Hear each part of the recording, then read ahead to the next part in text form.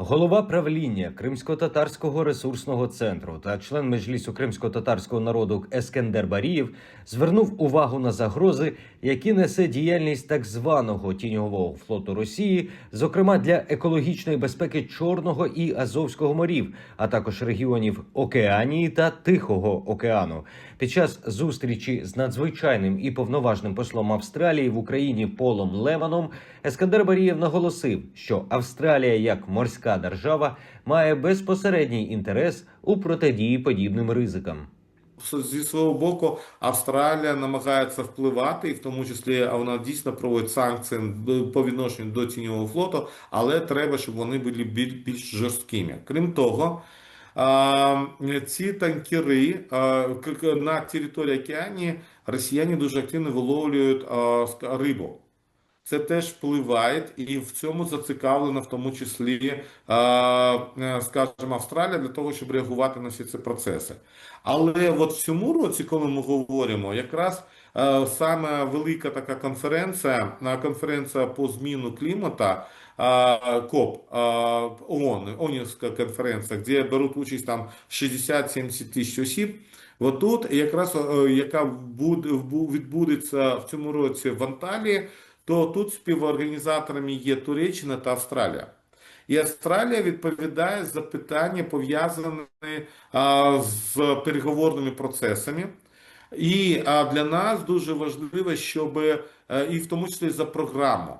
І от тут для нас дуже важливо, щоб от питання тіньового флоту були включені як загроза для екосистеми в світі, тому що вони дійсно це тіньові, вони не відповідають за ті порушення, які вони роблять, для того, щоб це було питанням КОП.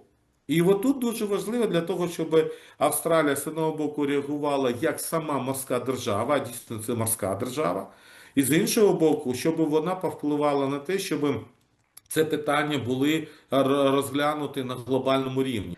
Використовуючи тіньовий флот, Росія таким чином обходить стелю цін і продає нафту дорожче за $60 за барель, якщо покупці готові платити більше. Ці схеми дозволяють приховати походження нафти і таким чином убезпечити її покупців від вторинних санкцій з боку США та Європи.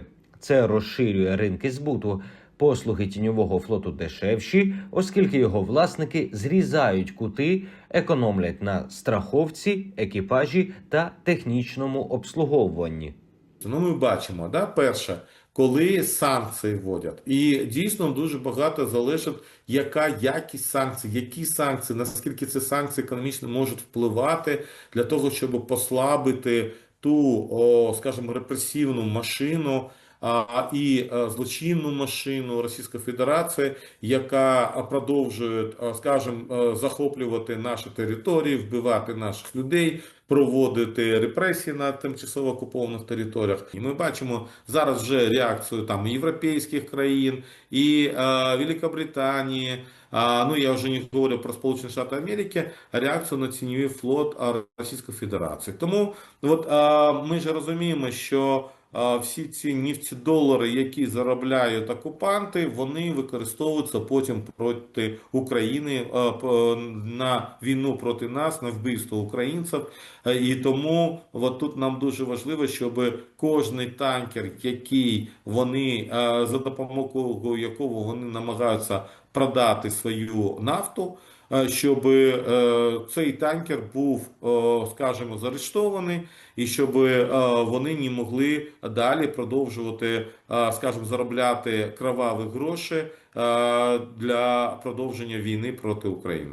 Також Ескендер Барієв наголосив на тому, що тіньовий флот РФ не тільки спосіб їх злочинного заробітку і фінансування війни.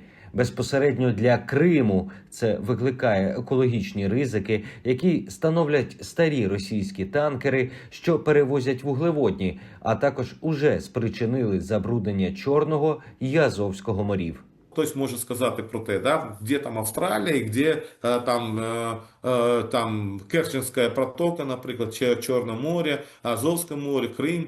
І тут дуже важливо. Важливо чому? Ну, перше, якраз таки питання, коли затонули два танкера Волга-Нефть 216, Волга-Нефть 239, то дійсно була велика, і вона продовжується, кстати, велика шкода для Криму, для акваторії Чорного Азовського моря. І там дійсно були великі проблеми із флорою, із фауною, а мазут збирали, якщо ми тільки говоримо про Крим, практично по всьому узбережжю Криму, і на північному, і на західному, і на південному. Крім того, чому ми вже повертаємося к тіньовому флоту? От ці танкери, взагалі в тіньовому флоті Російської Федерації всі танкери, вони дуже старі. Тобто їм до 60 років і вище, не до 60, понад 60 років. Далі, вони старі, вони дійсно загрозу несуть і не тільки там в Чорному морі і так далі. Третє. Танкери, вот эти Волга-нефть, вони якраз перевозили нафту в бік Туреччини та Європи. І це говорить про те, що вони намагаються продовжити цю кампанію.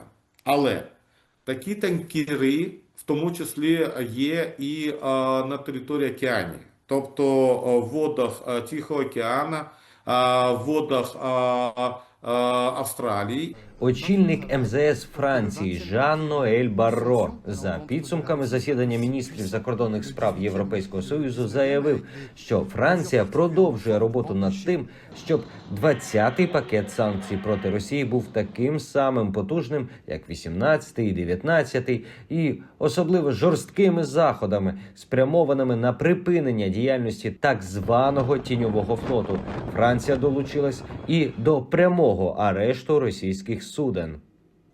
Судна цього тіньового флоту, як ви могли помітити, кілька днів тому стали об'єктом затримання з боку військово-морських сил Франції в Середземному морі. Також, крім арештів російських суден силами ВМС США, Комітет Сенату Америки з закордонних справ на закритому засіданні підтримав двопартійний законопроєкт з додатковими санкціями на діяльність російського тіньового флоту.